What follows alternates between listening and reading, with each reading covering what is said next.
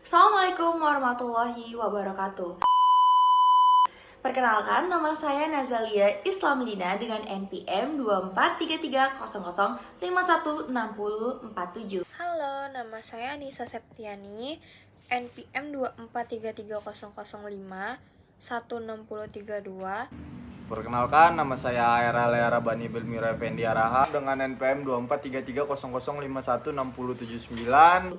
Saya dari kelompok 3. Saya dari kelompok 3. Saya dari kelompok 3. Nah, sebelum kita mengenal dan membahas lebih jauh tentang CV atau persekutuan komunitas ini, saya akan memberitahu bahwasannya CV ini termasuk badan usaha non badan hukum.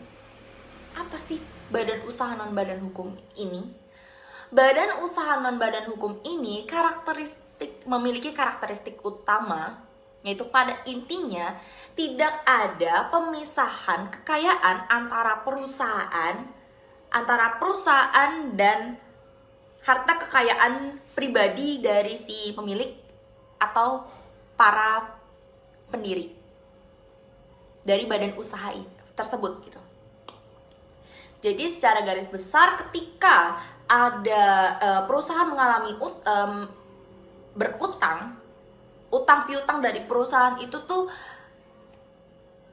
akan merembet sampai ke harta kekayaan pribadi dari si pemilik badan usaha tersebut. Seperti itu ya, secara garis besar. Itu kan kita tadi udah tahu ya, secara garis besar CV ini termasuk ke dalam badan usaha non badan hukum, ya kan? Nah, sekarang kita balik lagi nih untuk membahas si CV. CV singkatan dari yang dalam bahasa Belanda ya, yaitu Commanditair Vennootschap. Oke? Commanditair Vennootschap atau yang sering dikenal sebagai persekutuan komanditer. Apa sih persekutuan komanditer itu? Saya akan membacakan pasal 19 KUHD.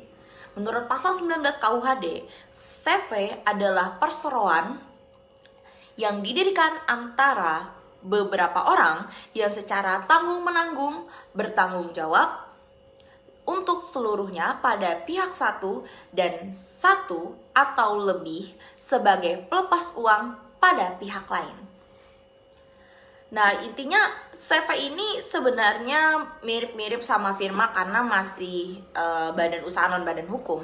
Namun bedanya CV ini dibagi menjadi 2 jenis, yaitu, nah di situ tadi kan kita membahas ada 2 jenis sekutu dalam CV ini kan. Nah, saya akan membacakan pasal 19 ayat 1 KUHD tentang para sekutu-sekutu ini. Yang pertama ada sekutu aktif atau komplementer. Ini adalah sekutu yang menjalankan dan mengurus perusahaan serta bertanggung jawab atas segala utang persekutuan terhadap pihak ketiga. Jadi pertanggungjawabannya itu tak terbatas. Nah, sedangkan sekutu pasif adalah sekutu yang hanya menyertakan modal ke dalam CV, tidak melakukan pengurusan CV, dan pertanggungjawabannya terbatas pada nilai modal yang ia masukkan dalam CV. Jadi saya bisa simpulkan bahwasannya yang sudah tertera dalam pasal 19 ayat 1 KUHD tadi, bahwa sekutu aktif atau komplementer ini dialah yang menjalankan perusahaan dan bertanggung jawab penuh dengan perusahaan ini sampai harta pribadinya, sama seperti firma ya. Kalau firma itu kan semua, tapi kalau di CV ini hanya sekutu aktif saja.